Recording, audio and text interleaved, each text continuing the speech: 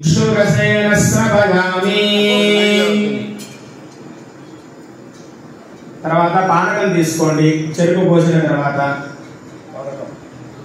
సాంగ సపరివార వరసిద్ధి వినాయక పరబ్రహ్మణే నమో నమః.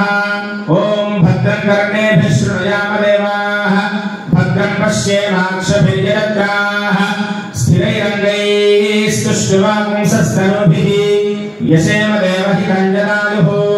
స్వస్తి న ఇంద్రో వృద్ధశ్రవాః స్వస్తి నః పూషా విశ్వవేదాః స్వస్తి నస్తార్క్ష్యో అరిష్టనేమిః స్వస్తి నో బృహస్పతిర్దధాతు. ఓం శాంతి శాంతి శాంతి.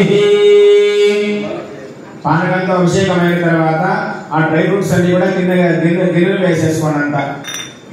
అభిషేకం చేసిన డ్రై ఫ్రూట్స్ అన్ని గిన్నెలో వేయండి.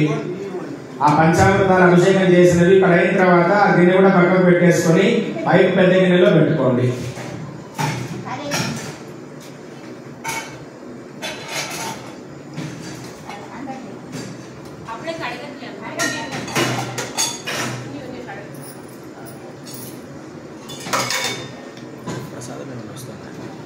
పంపిస్తాను ఇప్పుడు. మనవాళ్ళే ఇక్కడ ఒకరు మాకు తమిళియన్స్ ఉన్నారు, వాళ్ళు చేస్తారు. రోజు ఆవిడే చేస్తుంది, పంపిస్తుంది. పొద్దున పూట రాపిడి పంపిస్తుంది ఆవిడే. జవహర్ నగర్లో.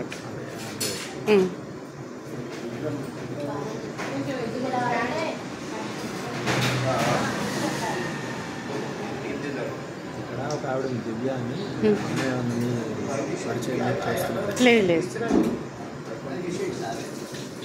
మన వాళ్ళేనా?